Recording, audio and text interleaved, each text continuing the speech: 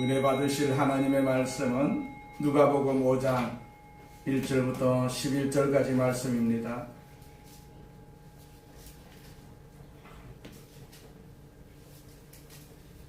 누가복음 5장 1절부터 11절까지 말씀 같이 봉독합니다. 무리가 몰려와서 하나님의 말씀을 들을새 예수는 게네사렛 호숫가에 서서 호숫가에 배 두 척이 있는 것을 보시니 어부들은 배에서 나와서 그물을 싣는지라.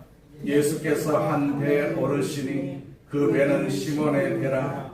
육지에서 조금 떼기를 청하시고 앉으사 배에서 무리를 가르치시더니 말씀을 마치시고 시몬에게 이르시되 깊은 데로 가서 그물을 내려 고기를 잡으라. 시몬이 대답하여 이르되 선생님, 우리들이 밤이 새도록 수고하였으되 잡은 것이 없지만은 말씀에 의지하여 내가 그물을 내리리이다 하고 그렇게 하니 고기를 잡은 것이 심히 많아 그물이 찢어지는지라.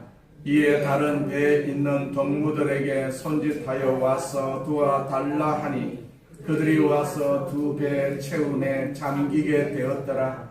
시몬 베드로가 이를 보고 예수의 무릎 아래에 엎드려 이르되 주여 나를 떠나소서 나는 죄인이로소이다 하니 이는 자기 및 자기와 함께 있는 모든 사람이 고기 잡힌 것으로 말미암아 놀라고 세베대의 아들로서 시몬의 동업자인 야고보와 요한도 놀랐습니다.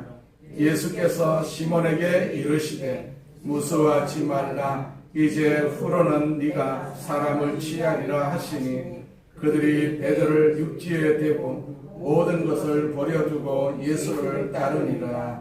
아멘. 예수님 안에서 좋은 일이 있습니다. 아멘.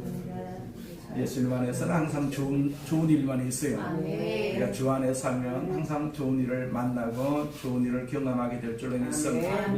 자, 앞에 있는 우리 구호 세 번 한번 선포합니다. 나는 하늘의 복 땅의 복을 받았습니다. 나는 하늘의 복 땅의 복을 받았습니다. 나는 하늘의 복 땅의 복을 받았습니다. 아멘. 전하신 하나님 감사합니다. 우리에게 복 주심을 믿습니다. 우리는 세상 복이 아니라 하나님께서 주시는 이 복을 우리가 소망하고 받았습니다. 하나님 아버지 복을 누리는 거룩한 주의 백성들 되게 하여 주옵소서. 이 복으로 말미암아서 생활이 변화가 되게 하여 주옵시고 직장에서도 머리가 되게 하여 주옵시고 우리가 운영하는 사업장에도 복이 있게 하여 주옵시고 특별히 하나님 우리 몸을 치료하여 주셔서 각종 질병이 떠나가는 귀한 역사가 있게 하여 주시옵소서. 오늘 예수님의 살과 피를 묻고 마십니다. 그 피를 통해서 그 살을 통해서 우리를 치료하여 주심을 감사합니다. 우리를 거룩하게 하여 주심을 감사합니다. 소망 가운데 아버지 성찬을 대할 수 있도록 도와주시옵소서. 예수님의 이름으로 기도드립니다. 아멘.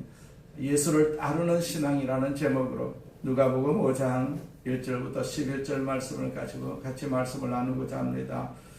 우리가 읽었던 이 본문에 보면 베드로가 예수 그리스도의 제자로서 소명을 받고 이렇게 주님을 따르는 사건으로 시작이 되죠. 4절에 보니까 시몬 베드로에게 이르시되라고 예수님께서 말씀하셨어요.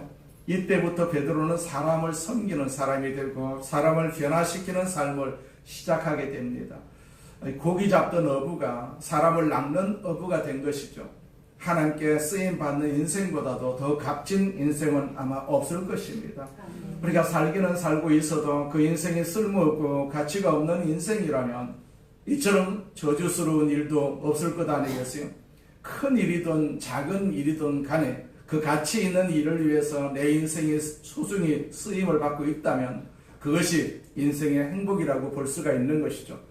하나님께서는 그분의 백성들이 하나님 나라를 위해서 쓰임받기를 간절히 소원하고 있습니다. 그래서 시몬 베드로를 부르셨던 그 주님이 오늘도 저와 여러분을 부르고 계신다라는 사실입니다. 하나님께서 우리를 불러주셔서 이 자리에 앉을 수가 있는 것 아니겠어요? 그렇기 때문에 하나님께서 택한 백성들을 항상 부르시는 것을 볼 수가 있어요. 내가 예수를 안 믿고 있었어도 하나님께서 택한 백성이 있는 그런 사람은 언젠가는 하나님께서 불러주셔서 이 자리에, 예배의 자리에, 하나님 말씀을 들을 수 있는 자리에 앉게 하시거든요. 오늘 본문은 베드로와 그 예수님의 첫 만남이 있은 지 아마 몇 달 정도 지난 후에 일어난 사건인 것으로 추정을 합니다. 첫 만남은 마태복음 4장 18절부터 20절에 이렇게 기록이 되어 있어요. 예수께서 갈릴리 바닷가를 걸어가시다가 두 형제 베드로라는 시몬과 그와 형제가 아닌 안드레가 그물을 던지고 있는 것을 보셨습니다. 그들은 어부였다, 그렇게 말하고 있어요. 예수께서 그들에게 말씀을 하시죠. 나를 따라오너라. 나는 너희를 사람을 낚는 어부로 삼겠다. 자, 그들은 곧바로 그 그물을 버리고 예수를 따랐어요. 그 이후에 예수께서는 시몬 베드로의 인생 속에서 완전히 이루어져야 할 구체적인 변화와 그 사역을 위해서 이렇게 다시금 베드로의 삶 한가운데로 이렇게 찾아오시는 것을 봅니다. 예수님과의 이 두 번째 만남에서 베드로는 세 가지 부분에서 테스트를 받습니다. 우리가 하나님께서는 사람을 쓰시기 전에 먼저 그가 쓰임을 받을 수 있는 자격이 있는지 없는지 대해서 테스트를 하거든요. 우리 역시 쓰임받는 사람이 되려면 이 테스트를 반드시 통과해야 된다라고 볼 수가 있습니다. 어떤 테스트입니까? 첫째로 섬김을 테스트하십니다. 자, 섬김의 사람이 되지 않고는 주님께 쓰임받을 수가 없어요. 섬기기 위해서는 어떻게 해야 됩니까? 내가 내려놓아야 되죠. 내어놓아야 됩니다. 붙들고 있는 것들을 주님께 내어드릴 수 있어야 되거든요. 이러한 섬김의 기본적 자질을 갖추고 있지 못한다면 하나님께 우리가 쓰임을 받을 수가 없지 않겠어요? 우선 예수께서 베드로를 찾아오신 시간을 우리가 유의해 봅니다. 본문 1절과 2절 말씀에 보니까 무리가 몰려와서 하나님의 말씀을 들을새 예수는 게네사렛 호숫가에 서서 호숫가에 배 두 척이 있는 것을 보시니 어부들은 배에서 나와서 그물을 씻는지라. 자, 베드로를 포함한 어부들이 그물을 씻고 있었어요. 베드로 형제 안드레와 야고보와 요한이 그물을 깁고 있었어요. 마가복음 1장 19절에 보면 그물을 깁는데 그렇게 되어 있거든요. 그렇게 하루 일과를 마무리 짓고 집으로 돌아가려고 하던 차에 예수님이 오셔서 배를 다시 띄우라고 하십니다. 배를 사용하시겠다라고 요구를 하십니다. 베드로는 계획에 없던 일이지만은 주님의 요구에 그대로 따릅니다. 우리가 주님께 쓰임받고자 하는 사람들 이렇듯 시간을 우리가 들을 줄 알아야 되지 않겠어요? 우리는 자신이 짜놓은 시간표가 있어요. 하루의 계획이 있습니다. 그러나 하나님이 요구하실 때 시간을 우리가 자기의 시간, 내가 짜놓은 시간을 드릴 줄 아는 것이 우리 예수께 대한 헌신의 출발이라고 할 수가 있습니다. 이 시간에도 우리가 하나님 앞에 드리는 시간이 있지 않겠어요? 그렇기 때문에 우리가 이 시간을 하나님께 온전하게 드리는 시간입니다. 베드로는 시간뿐만 아니라 물질과 관련된 섬김의 테스트도 받습니다. 3절을 보게 되면 예수께서 한 배 오르시니 그 배는 시몬의 배라 육지에서 죽은 떼기를 청하시고, 다시 말하면 베드로의 배를 조금 쓰시겠다고 주께서 말씀을 하신 것이죠. 1절에 보면 말씀을 듣기 위해서 많은 사람들이 예수께서 계신 게네사렛 호숫가로 몰려들었다고 했어요. 무리가 몰려와서 하나님의 말씀을 들을새, 그렇게 기록을 하고 있어요. 그 많은 사람들에게 육성으로 말씀을 증거하려면 청중과의 거리가 다소 떨어져 있어야 되지 않겠어요?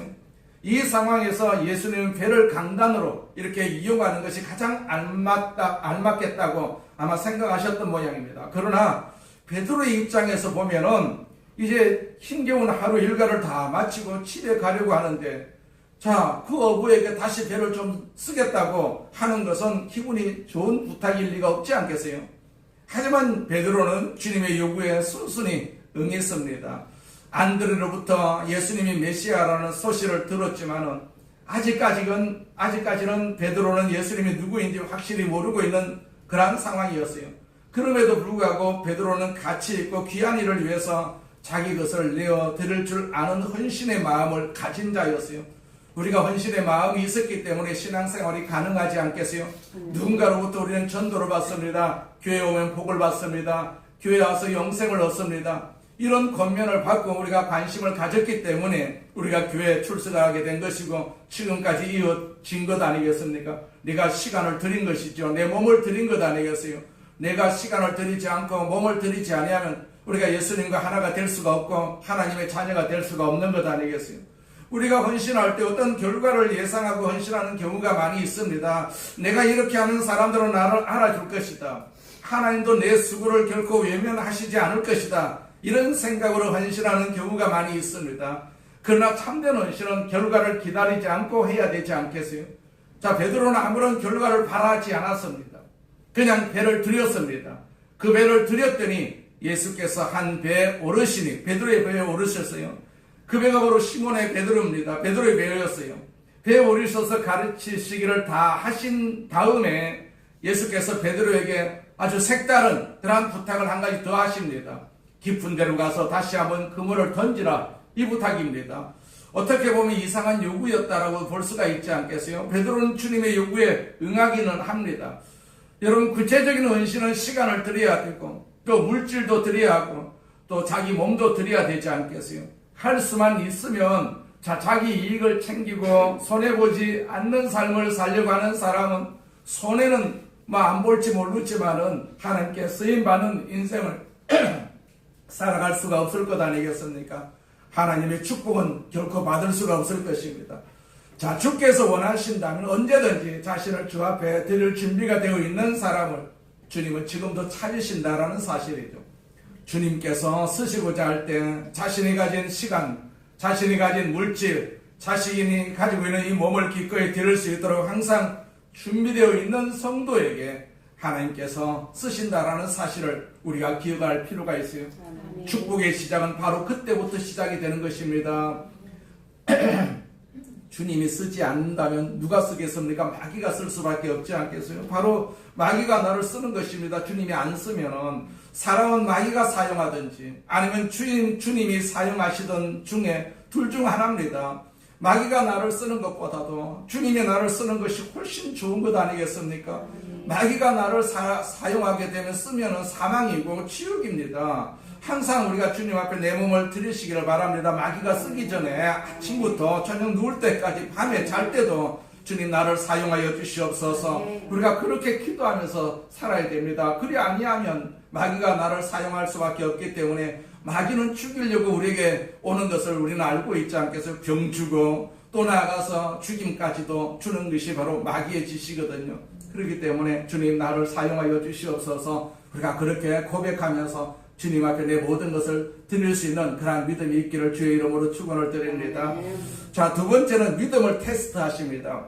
4절 말씀에 보니까 말씀을 마치시고 시몬에게 이르시되 깊은 데로 가서 그물을 내려 고기를 잡으라. 자, 고기 잡는 일에 관한 한 누가 전문가입니까? 베드로라고 할 수가 있죠. 세상적인 직업으로 말하자면 예수님은 목수였어요. 목수. 근데 아버지를 도와서 목수 일을 하시던 주님께서 지금 바다에서 고기를 잡는 이 전문 어부에게, 베드로에게 거꾸로 명령을 하고 있습니다. 설사 베드로가 예수께 이런 말을 할 수가 있어요. 당신 내가 누군 줄 아시오? 나는 갈릴리 바다에서 고기 잡는 일로 잔뼈가 굵은 사람입니다. 지금 무슨 말을 하고 있는 겁니까? 이런 식의 반응을 보였더라도 전혀 어색할 것이 없는 상황이지 않겠어요? 자, 그러나 베드로는 어떻게 합니까? 말씀에 의지해서 내가 그물을 내리겠습니다. 그렇게 응답을 합니다. 말씀에 순종하는 것을 볼 수가 있습니다. 우리가 주의 말씀을 항상 묵상하라고 우리가 말씀을 듣습니다. 이 말씀은요, 살아있는 하나님의 말씀이고 1.1획도 틀림이 없는 말씀이기 때문에 우리가 이 말씀을 들어야 됩니다. 세상 말을 듣는 것이 아니고 우리가 하나님 말씀을 들어야 됩니다. 그래야만이 우리가 하나님과 하나가 될 수가 있고 하나님과 교통할 수가 있고 하나님의 능력을 말씀을 통해서 내가 받을 수가 있거든요. 우리가 예수님의 말씀을 신뢰하고 있었던 것이 바로 베드로의 어떤 자세라고 볼 수가 있죠. 예수님 자신이나 그분의 말씀에 대한 믿음이 없이는 아무도 예수 그리스도를 따라갈 수가 없고 하나님의 일을 할 수가 없는 것입니다. 그런데 어떤 성경학자는 이런 지적을 합니다. 이때 베드로에게 믿음이 있기는 있었지만은 그 믿음이 온전한 것은 아니었다. 그렇게 지적을 합니다. 그렇게 주장하는 근거는 이래요. 예수께서 이런 말씀을 하시죠. 깊은 데로 가서 그물을 내려 고기를 잡으라고 했어요.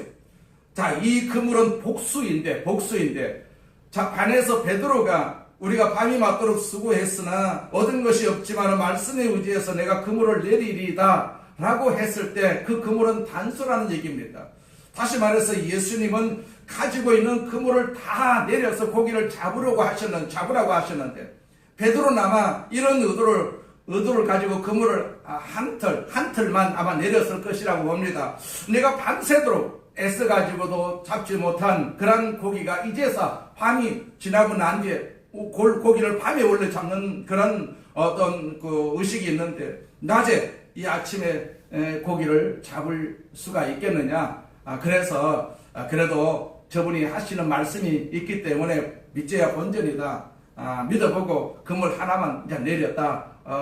그렇게 생각을 할 수가 있는 것이죠. 그런데 결과는 어떻게 됐습니까? 얼마나 많이 잡혔습니까? 그물이 찢어질 정도로 많이 잡혔다라고 성경에서 기록을 하고 있어요. 그래서 어떤 성경학자는 그 그물이 찢어지는 순간에 베드로의 자아와 그의 인간적인 계산과 합리적인 이성도 함께 찢어지고 있었다라고 말하고 있어요. 베드로는 어쩌면 주님을 온전히 신뢰하지 못한 것에 대해서 후회하고 있었을는지도 모릅니다. 있는 그물을 다 내렸더라면 많은 고기를 잡았을 것 아니겠습니까? 예수님을 100% 신뢰하고 가지고 있던 모든 그물을 다 내렸더라면 그물이 찢어질 필요도 없었을 것 아니겠습니까? 우리가 요한계시록 3장 15절에 보면 나는 네 행위를 안다. 너는 차지도 않고 뜨겁지도 않다. 네가 차든지 뜨겁든지 하면 좋겠다. 네가 이렇게 미지근하여 뜨겁지도 않고 차지도 않으니 나는 너를 내 입에서 뱉어버리겠다. 그런 말씀이 있어요. 자, 우리가 주님을 온전히 신뢰하고 따를 때 손해는 결코 없다는 사실을 우리가 기억을 해야 되지요. 예수님을 밑에 철저하게 믿어야 됩니다. 흥분이 될 정도로 우리가 뜨겁게 믿어야 됩니다. 뜨겁게 믿어야만이 하나님의 역사가 내 몸을 통해서 내 삶을 통해서 나타나게 된다라는 얘기입니다. 하나님의 역사는요, 내 믿음을 통해서 나타납니다. 누구를 통해서 나타나는 것이 아니라 내 몸을 통해서, 내 믿음을 통해서 나타난다라는 사실입니다. 내가 믿음으로 흥분하면요, 하나님께서 나를 사용하시는 것입니다. 나를 축복하시는 것입니다. 나에게 능력을 주시는 것입니다. 그래야 열매가 있을 것 아니겠어요? 하나님은 우리 열매를 보십니다. 믿음의 열매를 항상 보고 계시거든요. 관심을 가지고 계십니다. 그 열매를 통해서 하나님께 영광을 돌리기 때문에 하나님께서 그 영광을 보시기 위해서, 받으시기 위해서 우리에게 항상 믿음의 열매를 하나님께서 주고 계신다라는 사실입니다. 내가 믿음이 있으면 반드시 그 믿음의 열매가 있다라는 사실을 우리가 항상 기억을 해야 될 줄로 믿습니다. 세 번째는 순종을 테스트합니다. 우리가 읽었던 4절을 다시 보면 깊은 데로 가서 그물을 내리 고기를 잡으라고 했어요. 무슨 말입니까? 명령이지요, 명령. 그런데 베드로는 이 명령에 순종을 했습니다. 또 본문과 같은 상황을 언급하고 있는 다른 복음서를 보면 마태복음 4장 18절부터 22절과 또 마가복음 1장 16절부터 20절에 보면 예수께서 나를 따라오너라 라는 명령하시는 장면도 나옵니다. 그때에도 베드로는 예수님의 명령에 순종하면서 따라갔어요. 주님의 명령에 순종해서 따라가는 것, 이것이 제자로서의 삶의 시작이라는 것을 알 수가 있지 않겠어요? 순종하지 못하는 사람은 쓰임받을 수가 없지 않겠어요? 때로는 주께서 내리시는 그러한 명령이 합리적으로 보이지 않을 때가 있습니다. 주의 말씀과 우리의 이성하고는 상당히 괴리가 있지 않겠습니까? 그러나 이 순간에서도, 이 시점에서도 이해되지 않는 순간에 있어서도, 그런데 주님께서 순종하는 사람을 쓰신다라는 사실입니다. 나는 이 말씀에 순종할 수가 없어도 이해가 안 돼도 무조건 내 이성을 버리고 주님 말씀에 순종하게 되면 주님께서 그 순종하는 그 믿음을 보시고 사용하시는 것을 볼 수가 있죠. 주님께서는 지금도 순종의 자질을 갖추고 있는 사람들을 찾고 계세요. 누가 주님의 손에 붙들림을 받아서 쓰임받을 수가 있는가? 섬김의 자질이 있는 사람, 또 믿음의 자질이 있는 사람, 순종의 자질이 있는 사람입니다. 이제 이렇게 기도해 보시기 바랍니다. 주님, 내 모든 것을 드려서 주님과 주님이 맡겨주신 사람들을 섬기게 하옵소서. 주님과 주님의 말씀에 순전한 온전한 신뢰를 갖게 하옵소서. 그리고 주의 말씀 앞에 복종할 수 있는 그런 순종의 결단을 하게 해 주시옵소서. 자, 주님은 지금도 이런 사람을 쓰시기를 원하고 계십니다. 이 세상이 세상이 망할 때까지 주님께서는 그런 사람, 순종하는 사람을 쓰시고자 원하고 계시거든요. 이러한 일련의 테스트 과정을 통해서 시몬 베드로는 두 가지 놀라운 깨달음을 얻습니다. 하나는 예수님이 누구신가에 대한 깨달음이고, 다른 하나는 자기 자신이 누구인가에 대한 깨달음입니다. 이러한 깨달음이 없이는요, 아무도 진정한 그리스도인이 될 수가 없고 또 그리스도의 참된 제자가 될 수가 없는 것이죠. 이런 일련의 과정을 통해서 시몬 베드로는 아마도 예수님이 하나님이라는 사실을 깨달았을 것입니다. 베드로가 예수님을 어떻게 부르고 있습니까? 5절을 보게 되면 시몬이 대답하여 이르되 선생님, 그래서요, 선생님, 우리들이 밤이 새도록 수고하였을 때 잡은 것이 없지만은 그렇게 말합니다. 선생님이라고 부르죠. 예수님이 메시아라는 지식은 베드로에게도 이미 갖고 있었던 것으로 보입니다. 그러나 이 시점에서 그가 그 사실을 아마 얼마만큼이나 확신하고 있었는지에 대해서는 정확히 알 수가 없지요. 처음에는 베드로는 존경의 뜻에서 선생이라는 호칭으로 사용을 합니다. 그러나 그물이 찢어질 정도로 이제 많은 고기가 잡히니까 주여라고 그 호칭이 8절에서 바뀌고 있거든요. 왜 그랬습니까? 고기잡이 전문가인 자신도 모르는 바닷속을 꿰뚫어서 보시고 계시고 그 고기떼 행방을 눈에 보듯이 알고 계신 분이 하나님이시라는 것을 깨달았기 때문이죠. 사람은 깨달을 수가 없는데 하나님은 깨달을 수가 있다라는 사실을 깨달은 것입니다. 그 순간 시몬 베드로 앞에 서 계신 분은 존경할 만한 선생이 아니라 자신의 하나님의 그 거룩한 신성을 소유하신 그리스도였다라는 사실을 깨닫게 된 것이죠. 그래서 베드로는 이렇게 고백을 하지 않겠어요. 8절에 보니까 주여 나를 떠나소서 나는 죄인이로소이다 그랬어요. 나는 죄인입니다. 이 고백은요 사실 문맥상 매우 부자연스럽지 않겠어요? 기대도 하지 않았는데 그물이 찢어질 정도로 고기가 많이 잡혔다면 일반적으로 보일 수 있는 반응이 어떤 반응입니까? 매우 놀랄 수밖에 없고 코함을 지를 수밖에 없지 않겠어요? 흥분할 수밖에 없지 않겠어요? 그러나 베드로는 이상하게도 조용하게 나는 죄인입니다. 이렇게 고백을 불쑥하는 것을 봅니다. 그가 왜 이런 고백을 할 수밖에 없었을까요? 지금 내 앞에 서 계신 저분이 단순히 선생이 아니라 저 깊은 바닷속 사정까지 다 아시는 전능하신 하나님이시다. 자신의 마음 깊은 것을 모르실 리가 없기 때문에 나는 죄인입니다. 그렇게 고백을 하는 것을 봅니다. 하나님을 아는 사람은요 내가 죄인이라는 사실을 고백합니다. 모든 것을 다 지으신 분이 하나님이신데 나도 하나님으로부터 지음을 받았는데 내 마음속을 하나님이 모르실 리가 있겠습니까? 그래서 우리는 날마다 나는 죄인입니다. 나는 죄인입니다. 그래서 눈물을 흘리고 주님 앞에 기도하는 것을 우리는 알 수가 있지 않겠어요? 내가 죄인이라는 사실을 깨달으면 깨달을수록 우리는 하나님을 더욱더 의지할 수밖에 없지 않겠어요? 베드로가 이렇게 예수 그리스도를 하나님으로 발견을 하고 자신의 죄인됨을 발견을 하고 저 앞에 엎드리는 순간에 모든 것이 달라지는 것을 봅니다. 모든 것이 달라졌어요. 이 두 가지 발견이 없이는 아무도 진정한 의미에서의 그리스도인이 될 수가 없다는 얘기입니다. 우리가 교회를 수십 년 동안 다녀도 삶의 변화가 없는 사람들이 있습니다. 결국은 이 두 가지를 발견하지 못해서 그렇다라고도 볼 수가 있지 않겠어요? 예수님은 하나님이시다. 그리고 나는 죄인이다. 이것이 가장 중요한 발견이거든요. 이 사실을 알지 못하고서는 아무도 진정한 그리스도인이 될 수가 없는 것이죠. 이 두 가지를 발견하고 엎드려서 예수 그리스도를 자신의 구주와 주님으로 참으로 의지할 때 진정한 의미에서 제자의 삶이 시작이 되는 것을 우리는 알 수가 있지 않겠어요? 우리는 다 예수님의 제자입니다. 예수님을 따라가는 사람이기 때문에 우리가 다 제자일 수밖에 없지 않겠어요?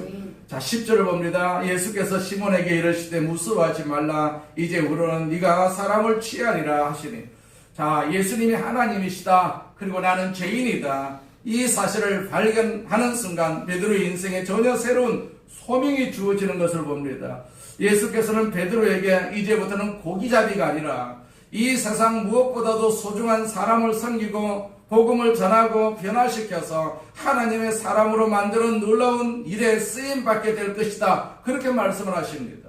예수님의 부르심에 베드로를 포함한 사람들이 어떤 반응을 보입니까? 11절에 보니까 그들이 베드로를 육지에 대고 모든 것을 버려두고 예수를 따르니라 그렇게 기록을 하고 있어요. 자, 이제는 모든 것이 문제가 아닙니다. 배가 문제가 아닙니다. 고기가 문제가 아닙니다. 예수를 만났어요. 진짜 예수를 만났어요. 하나님의 사람들을 섬기고 또 사람들을 하나님의 사람이 되게 하는 이 위대한 사역을 위해서 베드로는 가지고 있던 모든 것을 버리고 예수님을 따라가기 시작을 합니다. 제자의 삶이 시작되는 순간이죠. 제자라는 것은요, 따라가는 사람을 뜻하지 않겠어요? 예수께서 어디로 인도하시든지 간에 이제 쓰임받는 삶을 살기 위해서, 그리고 그분이 나를 통해서 성취하시고자 하시는 그 고귀한 목표를 이루어드리기 위해서 그리도를 따라가는 것이 제자의 삶이거든요. 자, 여러분의 생애 속에 그렇게 첫걸음을 내딛는 순간이 있으셨습니까? 없다면 지금부터 시작해야 되지 않겠어요? 지금부터 시작해야 됩니다. 우리가 소유한 모든 것은 주님의 부르심에 비하면 아무것도 아닙니다. 아무것도 아닙니다. 우리가 죽을 때 내가 가지고 있던 모든 것을 다 두고 가지 않겠어요? 두고 가지만은 우리가 또 얻는 것이 있습니다. 그것이 바로 천국이지 않겠습니까? 천국. 우리는 천국을 소유하고 있기 때문에 이 세상에 관심이 별로 없습니다. 이 세상의 것 우리가 귀하게 여기지 않습니다. 우리 주변에 이렇게 생명을 다하고 이렇게 천국 가는 사람들을 보십시오. 얼마나 그 기쁜 마음으로, 기쁜 모습으로 천국에 가는 것을 우리가 충분히 볼 수가 있지 않겠어요? 그렇기 때문에 우리가 천국 가는 것, 주님의 부르심에 비하면 이 세상의 것은 아무것도 아니다라는 사실입니다. 이 세상의 것은 내가 살아있는 동안에 누릴 수 있는 것이지 죽고 나면 누릴 수가 없지 않겠어요? 주께서 원하시면 자신이 가진 모든 것을 기꺼이 던지고 주님을 따라갈 수 있는 인생, 주께서는 지금도 이런 사람들을 찾고 계시거든요. 이런 사람들을 통해 가지고 그리스도의 복음을 전하기를 원하고 계십니다. 어느 날 갑자기 베드로 인생 속에 찾아온 이 소명이 우리 인생 가운데도 항상 있어야 되지 않겠어요? 나는 소명을 받았다. 하나님으로부터 부름을 받았다. 물론 목사나 무슨 전도사나 선교사처럼 특수한 의미의 소명을 받은 사람들도 있지만 모든 예수 믿는 사람들은 보편적으로 예수 그리스도의 제자가 되고 또 다른 사람을 그리스도의 제자로 삼는 일에 부르심을 받았다고 할 수가 있는 것이죠. 그래서 전도하는 사람들 충분히 우리가 이해를 할 수가 있지 않겠어요? 주님은 그분을 만난 모든 사람들에게 이런 삶을 요구하시고 계신다라는 사실을 우리는 알고 있습니다. 주님을 따라간다는 것은 그렇게 쉬운 일이 아닙니다. 그렇기에 쉽게 결단할 수도 없습니다. 주님께서 나를 험한 산비탈로 이렇게 데리고 올라가시기 때문에 나는 주님을 따라서 그 산비탈로 올라가야 되지 않겠어요? 사드락과 메삭과 아벤누고는 풀무불 속으로 인도하시는 예수님의 그 은혜를 받고 풀무 속에 금방 뛰어들어가는 것을 볼 수가 있어요. 그 풀무불 속으로 따라갈 수밖에 없지 않겠어요? 나중에 보니까 그 안에 누가 계셨어요? 예수님이 계셨지 않겠어요?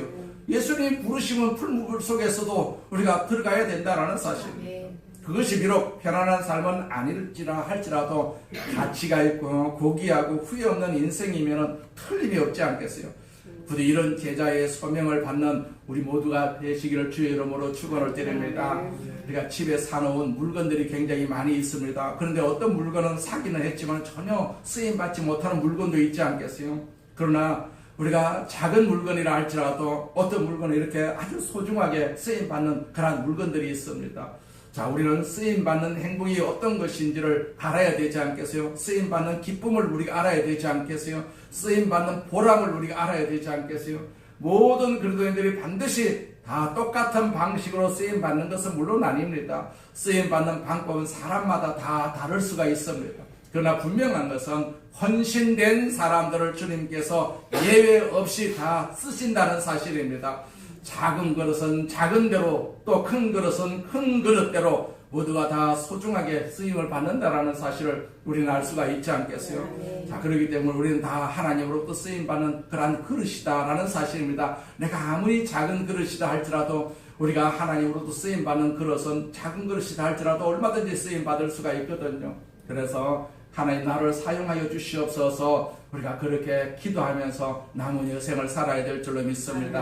하나님으로부터 쓰임받는 그런 삶이 이 세상의 어떤 삶보다도 귀하다라는 사실을 우리가 너무나도 잘 알고 있지 않겠어요? 그래서 나이를 먹으면 먹을수록 나는 하나님으로부터 쓰임받고 있다. 하나님의 귀한 도구다, 제자다라는 고백을 날마다 해야 될 줄로 믿습니다. 그래야만이 남은 여생을 하나님께서 책임져 주시는 것 아니겠어요? 또 나아가서 우리가 직장 생활하고 사업장 할 때도 마찬가지입니다. 하나님께서 나를 이 직장에 세워주시고 일을 하게 하신 하나님, 내 삶에 통해서 내 직장의 생활을 통해서 작은 것이나마 하나님을 증거할 수 있는 그러한 도구가 되게 해주시옵소서. 사업장도 마찬가지입니다. 사업장에도 우리가 열심히 또 전도할 수가 있는 그러한 어떤 부분들이 있지 않겠어요?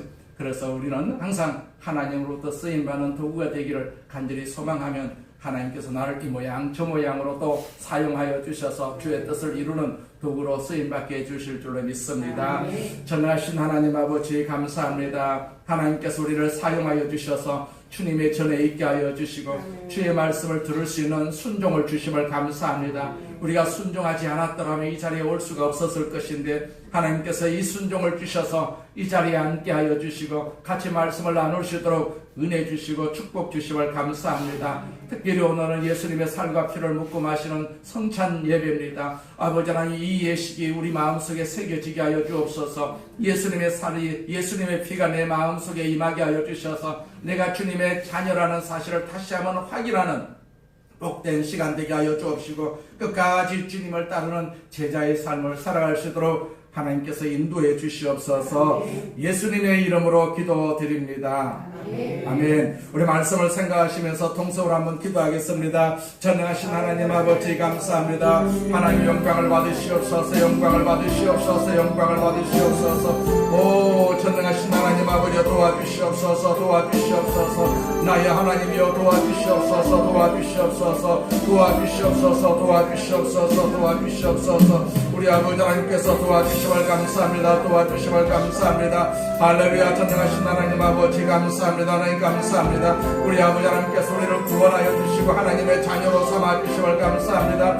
하나님의 자녀로 삼아주심을 감사합니다. 하나님의 자녀로 삼아주심을 감사합니다. 주여 영광을 받으시옵소서. 영광을 받으시옵소서. 영광을 받으시옵소서. 영광을 받으시옵소서. 우리 아버지 하나님께서 함께하여 주심을 감사합니다. 우리 아버지 하나님께서 함께하여 주심을 감사합니다. 오 전능하신 하나님 아버지 도와주시옵소서. 도와주시옵소서. 하나님의 자녀입니다. 하나님의 자녀입니다. 그래서 예수님의 살과 피를 먹고 마십니다. 이 시간을 축복하심을 감사합니다. 이 은혜를 축복하심을 감사합니다. 이 은혜 속에서 우리가 변화되고 하나님의 뜻을 이루어드리는 귀한 도구로 쓰임받을 수 있도록 하나님이여 사용하여 주시옵소서. 우리를 사용하여 주옵소서. 마귀는 떠나갈지어다 질병도 떠나갈지어다 하나님의 성령의 역사가 충만하게 임하여 주셔서 주의 거룩하신 뜻을 이루어지는 도구가 될 수 있도록 하나님께서 역사해 주시옵소서. 오 하나님 아버지 감사합니다. 우리를 사용하여 주심을 감사합니다. 우리를 자녀로 삼아주심을 감사합니다. 천국 백성으로 삼아주심을 감사합니다. 영광을 받으시옵소서. 영광을 받으시옵소서. 할렐루야 감사합니다. 영광을 받으시옵소서.